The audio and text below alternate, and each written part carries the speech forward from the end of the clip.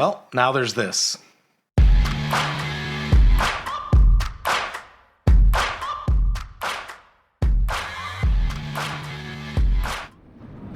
When Radiomaster sent me this pocket for review, one of my very first questions is, where does this fit in the lineup? Because we've got the Zorro, the TX12, the Boxer, and of course the TX16S.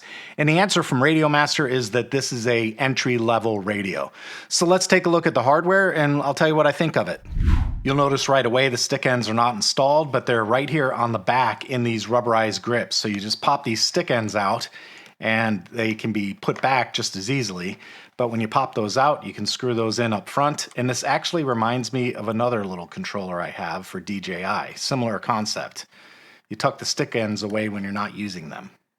It's a one-piece design, so you can't really change the tips. At least there's nothing in the pipeline right now, although I can envision different colors and options showing up for those stick ends eventually. So stick ends installed, and then along the top there's a T-shaped antenna, and it folds down so it gets nice and compact for storage, and it also twists. That's another nice little feature, because depending on the model you're flying, you may need to adjust your horizontal or vertical plane of your radio propagation depending on how you have the antenna organized in the plane. There are some buttons and ports up top. We'll start going over those from left to right. On the left-hand side, you've got an SA switch, which is a latching momentary. SB is a 3-position rocker switch, so 3 positions there. There is a 3.5 millimeter jack, which you can use for trainer cord, a USB-C port for connecting to the computer, which will give you access to Companion, and you'll be able to back up your SD card and flash your modules with that port as well. There's another 3-position rocker on the right-hand side labeled SC, and another latching momentary switch labeled SD.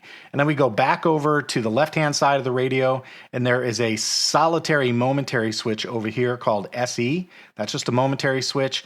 And on the right-hand side, there's a potentiometer, which you can assign to different functions inside the radio.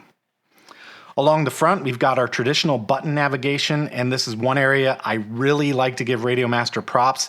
They stick with the common button navigation, so you don't have to relearn button navigation from radio to radio. I like that a whole lot. So up top, we've got return, followed by page right, page left, and telemetry. And then we've got our system button on the left, our model button on the right, a couple of 4-position joysticks for trim. On a Mode 2 radio, you'll get trim for throttle up and down, and trim for rudder left and right. And then on the right-hand side, you'll have aileron right and left, and elevator up and down. And then of course the jog wheel over here on the right. The power button is right here in the center, and there's also an eyelet for your neck strap.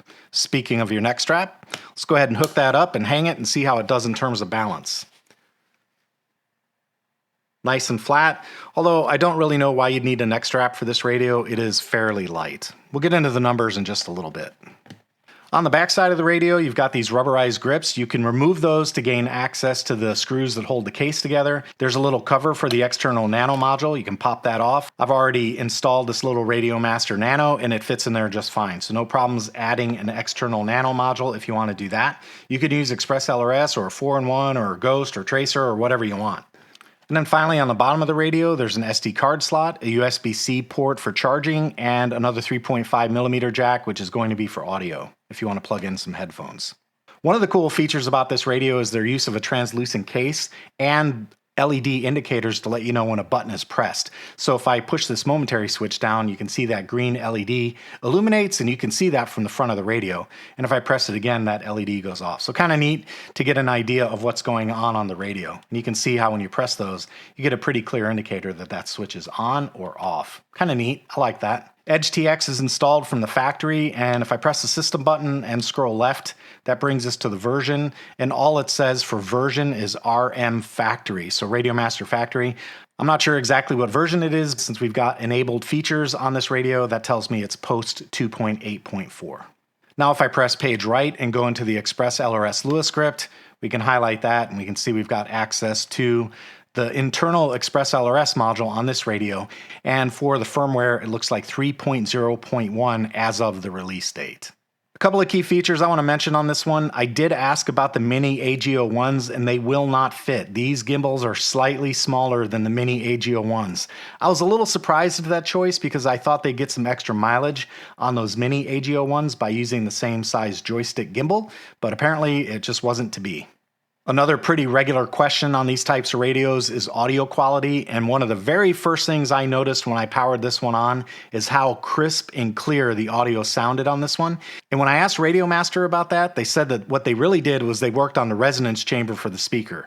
There's no real change per se to the circuitry, but they really worked hard on the speaker cavity to make sure the audio coming out of the front was very clear. And I can tell you that the work definitely paid off. This radio runs on 18650 batteries, and you can access those by pulling the rubber grip out. This does not run in parallel, so unlike other radios where they run in parallel, this one relies on both batteries in series, and you can tell because when you pull it out, the radio shuts off. Again, another 18650 battery on this side, and if I pop that out, I see a couple of screws that need to come out so we can take a look inside.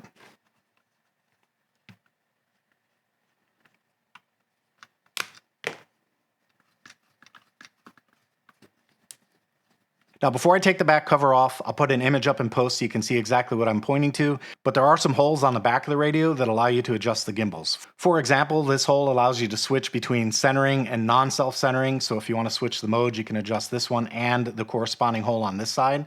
This hole marked T allows you to adjust the throttle stick tension if you're mode 1, and if you're mode 2, you can adjust your throttle stick tension with the hole marked T on this side. And then you've got vertical and horizontal adjustments here on the right-hand side, and then vertical and horizontal adjustments here on the left-hand side, as viewed from the front. One nice thing about removable stick ends, you can take them off, and that way you can lay the radio down flat on your work surface. You don't really have to worry about any damage to your gimbals. 4 screws is all it takes to remove that back cover, but I can tell right away there is a linkage between the back cover and the main board, and that looks like it's for the radio module. So I'm just going to disconnect that right here. We'll just slide that out, and that's it. The back cover is now removed from the front cover. Now we can take a look at the internals.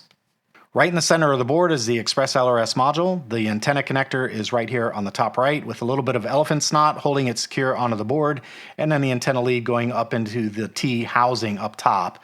That looks fine. I don't see any problems there. I'm going to rotate it around and just see if there's any tension or movement on there. You do see it moving, but there's just this little plastic guide right here. It doesn't look like it's going to cause any problems, but just be aware it does move when you twist that. Just want to make you aware of that one. The gimbals are Hall effect sensor gimbals, so here are the Hall sensors, and I don't really see anything to write home about on these.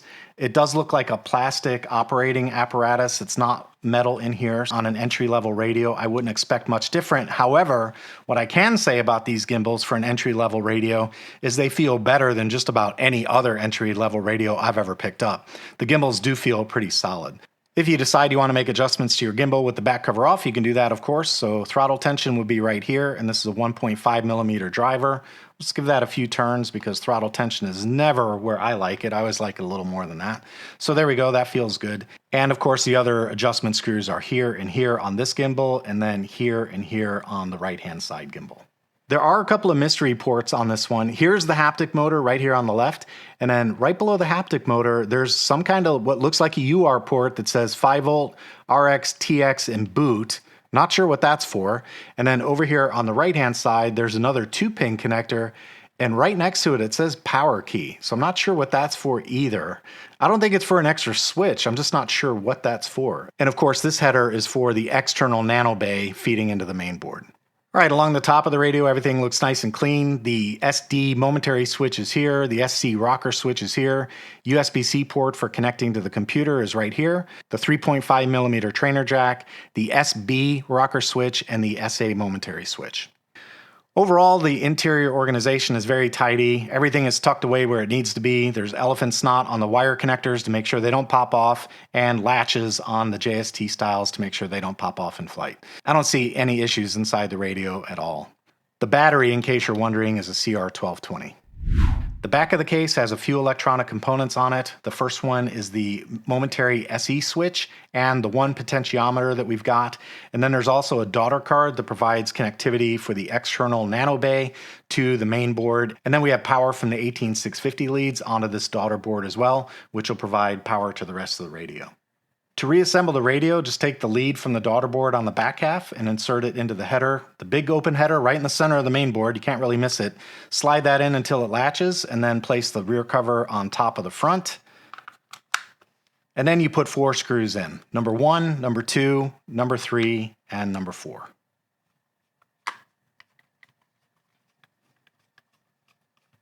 After the 4 screws are in, put the batteries back in. And then finally the rubber handles.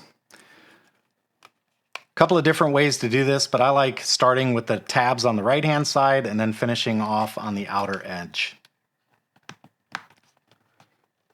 But, you know, do whatever works for you. It doesn't really matter. All right, now we'll put the stick ends back on. We'll just screw those in. And that should be it. We'll power it on. Welcome to HTX. Throttle warning. That's it for the physical tour. Let's cover some specifications. The name of this product is called the Pocket Radio. It's about 156 by 65 by 125 millimeters. It weighs 288 grams. Obviously, it runs on a 2.4 gigahertz frequency. You got 2 options for internal RF, CC2500, which is listed as multi-protocol, but there is a very small subset of the overall universal protocols available on the 4-in-1 module, so don't get caught up in that one. While it's true there are multiple protocols available on CC2500, it's not a 4-in-1 module, okay? Express LRS, of course, is the other option. RF power for the CC2500 is 20 dBm max. Express LRS is 24 dBm max in the FCC governance space and 20 dBm in the EU LBT space.